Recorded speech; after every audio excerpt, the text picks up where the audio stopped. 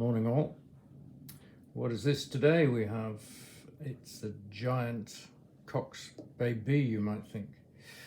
Well, actually, no, it's not. It's a Profi made in West Germany, sometimes in the 70s, by a fellow called Hans Hernling. He went on to make the slightly better known and also well regarded Typhoon range of engines, including the Typhoon Hurricane. This dates it here. It says, no it doesn't. It says 265. It used to say made in West Germany, but it doesn't now, so that's a bit of magic. You could mistake this for a big Cox baby, and there are some similarities. The screw-on cylinder head, for example, screw-on backplate, but that's not uncommon. A push-on plastic, what would we call that, sleeve to take the 2-needle carburetor.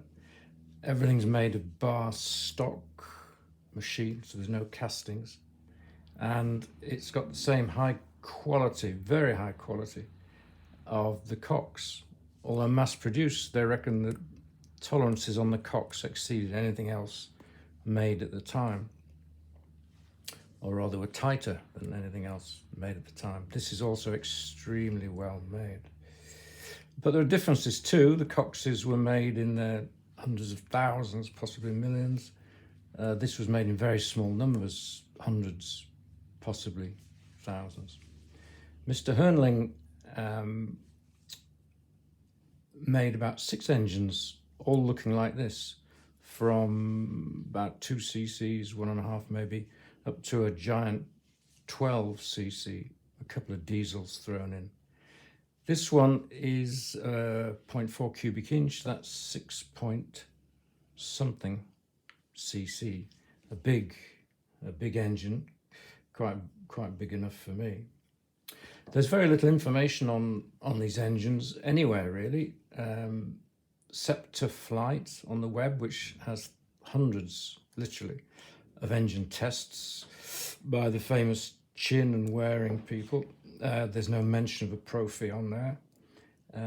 Even the encyclopedic Adrian Duncan, who talks about everything, is remarkably silent on this engine. But there is one person on the web, the famous David McIntyre, who has probably posted more videos on engines than anybody else. He now goes under the name of Glow Engine Enthusiast if you're looking for him on eBay. He's posted about 5 vids, a series of the bigger brother of this engine that he got new in box, lucky swine, totally gummed up, so there was a video of it all in bits, and then 3 or 4 videos of it running on different fuels on different props. But he was mightily impressed by this engine. It comes with a, you'll be pleased to hear, a silencer, Monsieur Hohenlein of Würlingen, straps on there. And again, this is an interesting piece of kit. This bit screws off. There's an insert there, which you can take out for added added noise. And for some reason known to itself, there's a clicker on that barrel, that knurled barrel, like almost as if it's a needle valve, or you screw it so many times to moderate the noise. I don't really understand that, but never mind. I got this totally gummed up. I had to do some severe heat treatment to get it going, but now it really does whiz. I got this on eBay for, well, I have to say, not a lot.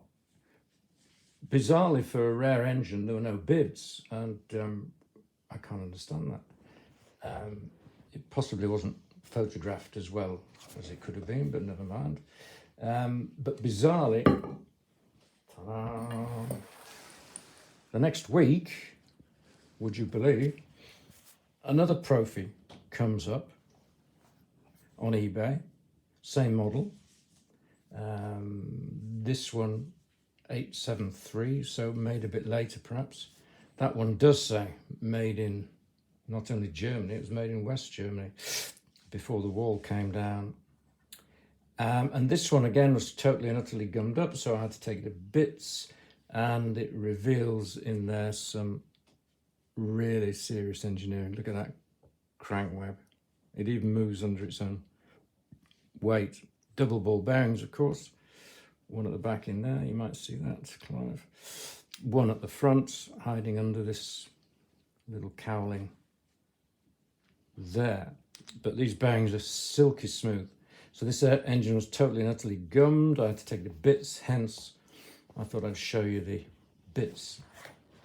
Screwing back plate, nothing special about that.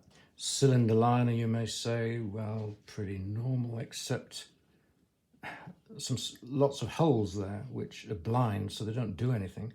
Maybe that was made to lighten it, or the way he made it.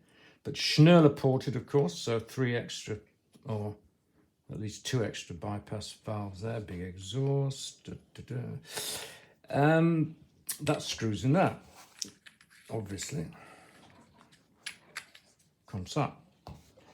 Piston liner, again, 20 mil exactly bore, 20 mil stroke, making it 6 point something cc. Massive conrod, slotted at the bottom for lubrication, brass bushed. I've marked that, so I put it back the right way around, which I think is important. It is also, and I can't show you because it would take me a month to get the thing back in the liner, the piston has a ring. It's a ringed piston. And if you don't get that dead lined up, you can't get this thing back in the liner. So there it's going to stay. I'll have to heat that up to get that in because it won't fit. Head, six screw holdings for the head. No, it doesn't go there, does it? It goes there. I've put a gasket in there just to make a bit of a seal, and the compression's so over the top it needs a bit less compression. So the only other thing to tell you is that these 2 holes here are to put a tool, a wrench with a couple of things on it to undo that. And there is 1 extra, where's it gone, hole somewhere, in which a grub screw there locks down onto there once you've screwed on the thing. Now, I didn't know about that, so if you're taking your Profi to bits, try and undo that grub screw, because if you don't, that's what you get. It's scored there, look. But it's not the end of the world. No metal got in there. No animals were killed. It's okay.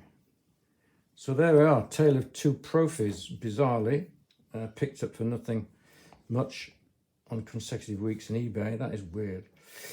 The previous week at Gilding's auctions, a Schnerler cub made by Mr. Oliver went for 500 quid. So one of these I shall probably sell, the better one probably, and keep, no, they're both very good. The smarter looking one, possibly, I will sell on eBay. So keep your eyes open, folks. The next few weeks it might well appear. Other than that, thank you for watching. Bye bye.